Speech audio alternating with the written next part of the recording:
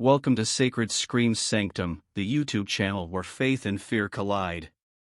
I'm your host, Creed, a horror writer with many years of experience in creating terrifying tales that will haunt your dreams.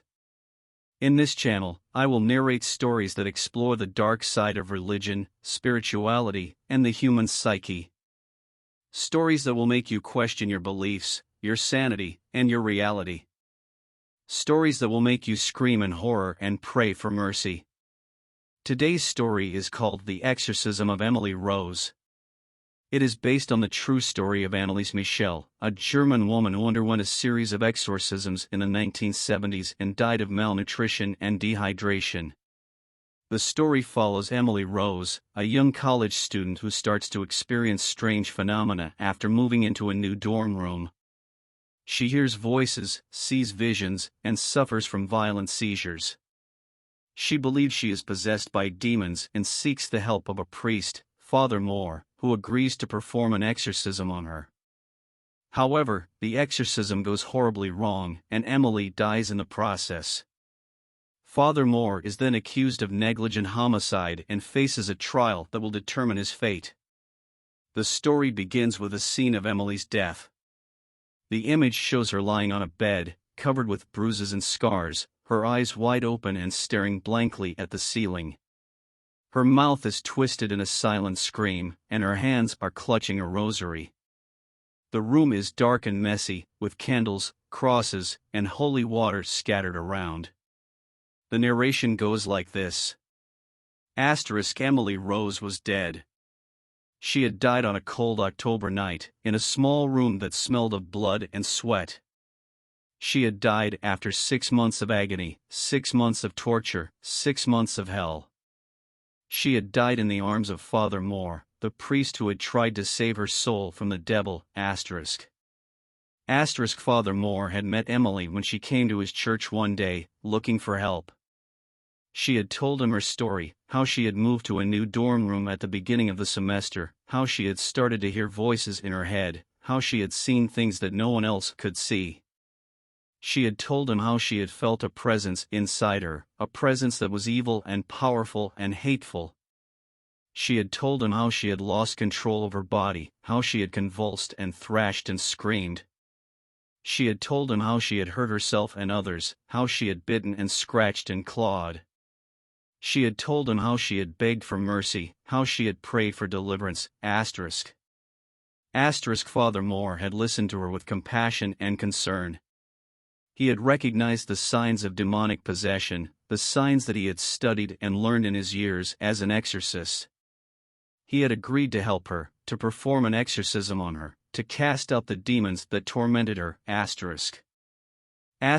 had obtained permission from the bishop, who had warned him of the dangers and difficulties of such a ritual. He had prepared himself with fasting and prayer, with holy water and crucifixes, with scriptures and chants.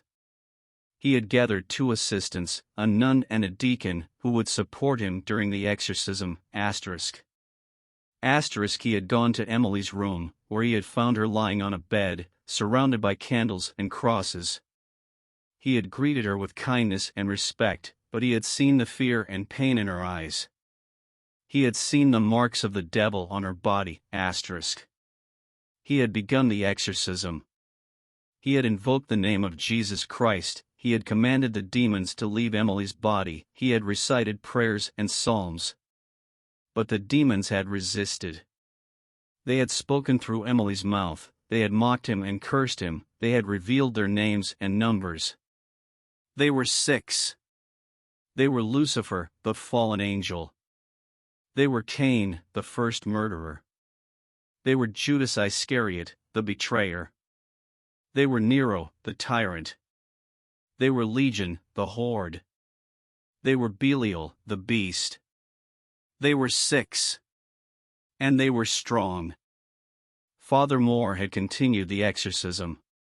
He had faced the demons with courage and faith, he had challenged them and rebuked them, he had demanded them to reveal their names and numbers. But the demons had fought back. They had used Emily's body as a weapon, they had twisted it and bent it, they had broken it and bruised it. They had made her vomit blood and bile, they had made her spit fire and nails, they had made her speak in tongues and blasphemies. Asterisk. They had used Emily's mind as a trap, they had invaded it and corrupted it, they had tormented it and terrorized it. They had shown her visions of hell and horror, they had shown her memories of sin and guilt, they had shown her nightmares of death and despair. Asterisk. They had used Emily's soul as a prize, they had claimed it and tainted it, they had mocked it and defiled it.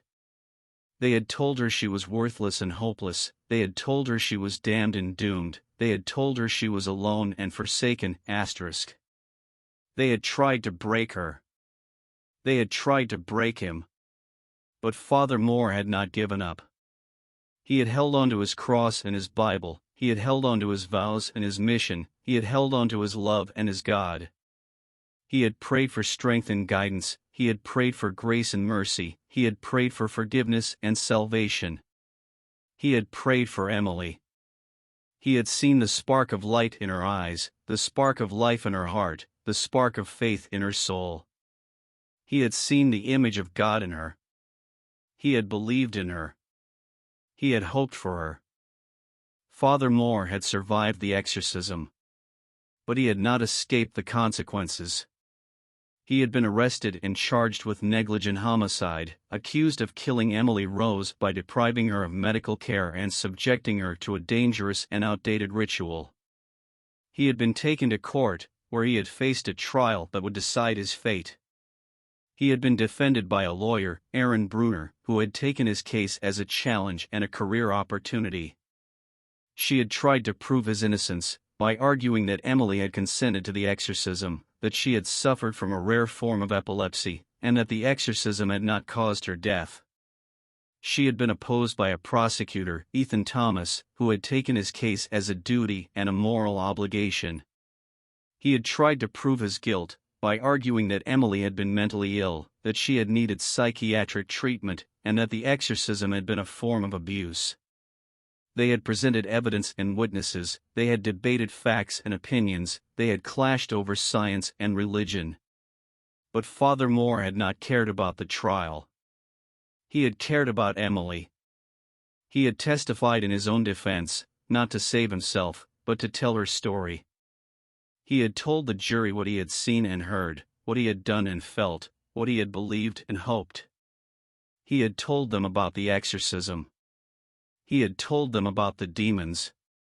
He had told them about the miracle.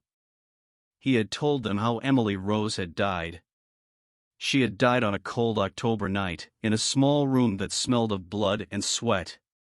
She had died after 6 months of agony, 6 months of torture, 6 months of hell. She had died in the arms of Father Moore, the priest who had tried to save her soul from the devil. But she had not died in vain. She had died with a smile on her face, with peace in her heart, with faith in her soul. She had died after seeing a vision of Mary, the Mother of God. She had died after hearing a voice that told her she was chosen, that she was blessed, that she was loved. She had died after saying yes to God's will, yes to God's plan, yes to God's grace. She had died as a martyr. She had died as a saint. She had died as Emily Rose. The story ends with the verdict of the trial. The jury finds Father Moore guilty of negligent homicide, but recommends leniency. The judge sentences him to time served and probation. Father Moore accepts his fate with dignity and gratitude. He walks out of the courtroom, free but alone. This is the end of my narration. I hope you enjoyed it. If you did, please like, subscribe, and comment for more such stories.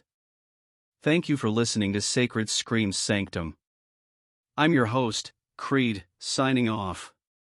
Until next time, stay scared and stay faithful. Goodbye.